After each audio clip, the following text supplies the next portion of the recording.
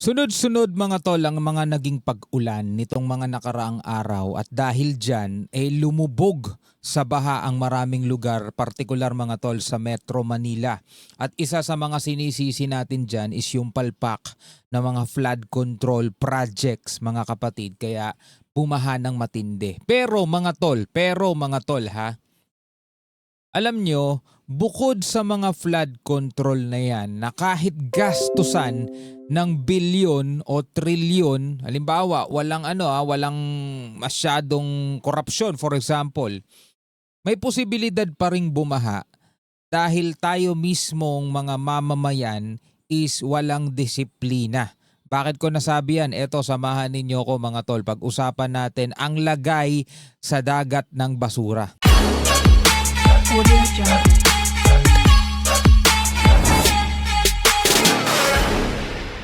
Alright, magandang araw sa inyong lahat. Welcome ulit sa ating bagong video, reaction, review, commentary, opinion, criticism at kung ano-ano pa. Mga tol, tayo ay sinusubukan lang natin maging patas.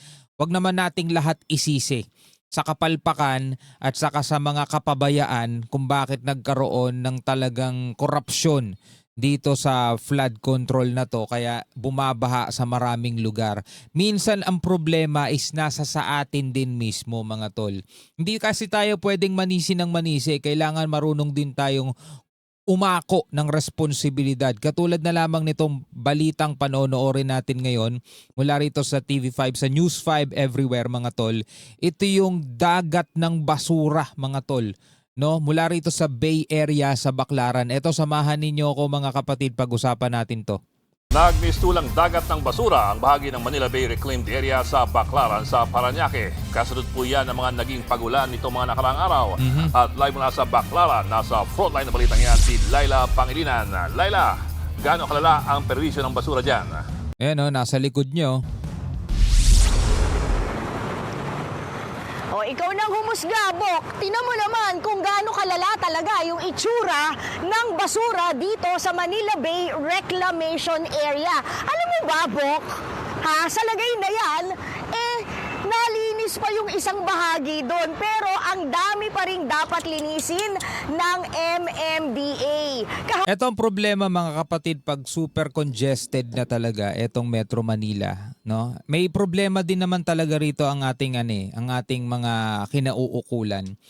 No, marami silang kailangan talagang trabahuin, kaya hindi sila pwedeng mag-focus lang sa iilang mga problemang kinakaharap lang ng bansa. Sobrang dami talaga mga tol. At tayo naman bilang mga Pilipino, kung gusto rin natin maging maayos ang ating bansa, dapat nakikipagtulungan din tayo at hindi lang natin yan inaasa sa gobyerno mga tol. Eto mga kapatid, walang halong politika, walang halong kulay.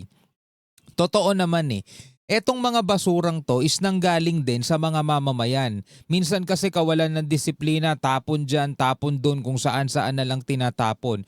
Yung isa, dalawa, tatlong tao mga tol, hindi mapupuno yan kasi tatlong tao lang yun Pero yung ganito karaming basura, eto'y bunga mga kapatid ng napakaraming walang disiplinang mamamayang Pilipino. Alangan ang ituro natin yung taga-ibang bansa. Siyempre, tayo rin ang may gawa niyan. Ngayon, kahit may flood control, pagpalagay na natin may mga flood control dyan, babarahan lang din ang babarahan yan nitong mga basura. Kasi itong mga basura to, mga pinaghalo-halong mga nabubulok at hindi nabubulok, which is talagang magiging barado yung mga daluyan ng tubig. Like for example, mga kapatid, sa mga bahay nyo, sa mga alulod, sa mga kanal, kapag ka nagtatapon kayo ng basura sa mga kanal, babar lang yan sa daluyan ng mga tubig ng ulan at aapaw yung mga creek, aapaw yung kanal. Yun na nagdudulot ng pagbaha. So ngayon, eto, kitang-kita natin, dagat ng basura. Sinong may gawa niyan? Diba? Tayo rin Tayo rin mga tao mga mamamayan Hapon nga nang mag-viral etong tinatawag nilang dagat ng basura o Sea of Trash dito sa Manila Bay Reclamation Area. At talaga naman, Bok, ay naku, talagang mapapasign of the cross ka dahil nakatapat ito netong Redemptorist Church o mas kilala bilang Baclaran Church. Hindi ba nga bukas araw ng Baclaran? At eto, Baho siguro niya, no? Umaalingasaw siguro yan, mga tol, no? papakita lang natin ang sitwasyon sa inyo, no? Kung sakaling umulan pa ng ilang araw o maraming tubig pa ang pumatak, aapaw itong ating kinalalagyan, magsispill over siya dito sa ating Rojas Boulevard Service Road. O pag nag-spill over, saan babalik yung tubig? Saan babalik yung mga basura mag-aapaw, ay spill over, 'di ba? Sa mga tao din. Tama nga yung kasabihan dati, no, basurang itinapon mo, babalik din sa iyo. Ayun na nga. Eto na nga mga tol. Ito yung katuparan ng mga kasabihang yon na ang basurang itinapon mo is babalik sa'yo. Siyempre, sasabihin ng iba, yung mga hindi marunong tumanggap o umako, no? Dapat kasi yan tinatapon ng pamahalaan sa mga tamang tapunan eh. Nandun na tayo mga tol. Minsan kasi talaga, hindi rin na itatapon o hindi rin na ililinis. Pero sa atin mismo di ba? Kung sa atin inilalagay natin yan sa tamang basurahan, sa tamang tapunan, at hindi natin itinatapon kung saan-saan tulad halimbawa ng ilog Pasig ganyan o kaya mga creek. Minsan kasi 'di ba balat ng candy kahit sobrang liit lang nun mga tol, kung sobrang dami naman mababara pa rin yun eh.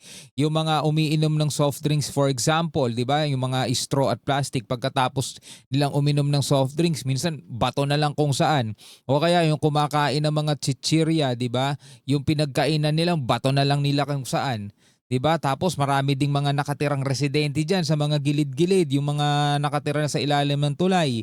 Yan, 'di ba? Diyan na rin sila nagtatapon ng mga balat ng sabon, yung mga dishwashing soap, mga ganong mga bagay. Lahat ng mga yon mga tol, mga plastic, hindi nabubulok yan. Nag-iipon-ipon, nagsasama-sama. At kapag umulan, syempre, tatangayin lang yon kung saan papunta yung agos ng tubig. Diba? Babara yun kasi sobrang dami na, at pag nangyari yun, imbis makadaloy pa yung tubig, hindi na, umistap na yung daloy ng tubig sa sobrang dami ng basura, aapaw na lang yun at babaha na. Babaha na sa maraming lugar. Tapos syempre, sasabihin natin, kasi yung flood control, oo, nandoon na tayo. Meron talagang korupsyon sa flood control. Pero bukod doon mga tol, isa rin sa problema ng mga pagbaha is yung mismong mga kalat natin. At syempre, maapektuhan din itong sa may Taft Avenue Extension at iba pang bahagi ng Parañaque City. So ano ba yung mga sinasabi nilang dahilan kung bakit nagkaroon ng parang reunion, pagtitipon itong mga basura dito sa ating Manila Bay Reclamation Area? Ito ay dahil unang-una, alam naman natin na ilang araw nang umuulan. Dahil sa matinding ulan, nag-ipon-ipon ang mga basura dito. Pangalawa, malakas din syempre ang agos ng tubig na dala ng buhos ng ulan. At pangatlo, dala ng agos ng tubig dahil sa buhos ng ulan. Galing kung saan-saang lugar yan. Yung mga tinangay na ng agos ng tubig. Ibig sabihin lahat dyan papunta. Kasi papuntang dagat yan eh. Yung mga ganyang daluyan eh. Kaso dyan, nabarahan na. maaaring ang kondisyon ng waterways ay hindi maganda, o kaya naman yung mga daluyan ng tubig baka nagsisikip na. At syempre, malaki ang volume o napakarami talaga nitong solid waste. Iisa-isahin ko muna Baka mga nakikita ko rito. Ang daming tsinelas. Pangalawa, ang daming PET bottles, at ang daming mga container ng tubig. Yan, yung mga mga bote ng mineral water, yung ganyan yan, dami dyan, 'Di ba? Pag bibili ka sa mga convenience store, lalakad ka, iniinom mo, tapos pag naubos mo na, sabay tapon na lang kung saan. Iniisip mo kasi may magwawalis niyan o may magtatapon niyan sa basurahan, 'di ba?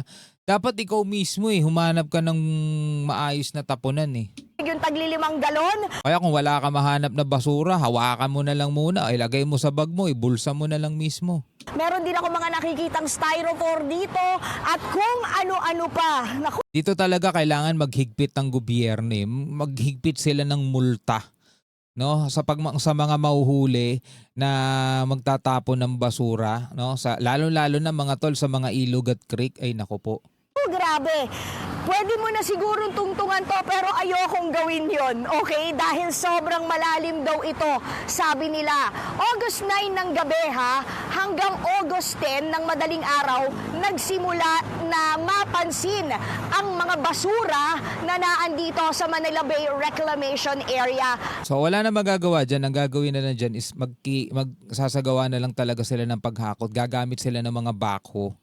Diba? Ewan ko ilang truck yan. Malamang yan, tonelada yan mga tol. Ilang truck ng basura ang hahakot niyan. At mamaya nga ay inaasahan na darating dito si DPWH Secretary Vince Dizon. Sa ibang bansa yung mga basura nila napapakinabangan pa eh. No? Dito wala. Talaga magkakaroon ng bundok ng basura dito. Dapat meron din tayong ganun eh. Yung waste management. No? Anyway mga kapatid, hanggang dito lang tayo. Gusto ko lang naman talaga bigyan ng reaction. Eto, kasi kesa flood control. Oo, nandoon na tayo mga tol. Isa rin ako sa sumisigaw dyan na yung flood control kasi talagang kinurakot, no? Pero kahit na hindi kurakutin yan, kung talagang wala tayong disiplina sa sarili natin mga tol at pare-pareho tayong ganun, eto resulta. Ayan, kitang-kita mo naman, no? Ewan ko kung merong sasang-ayon sa inyo o talagang mananatili kayong bulag. Hanggang sa muli mga tol. Peace out.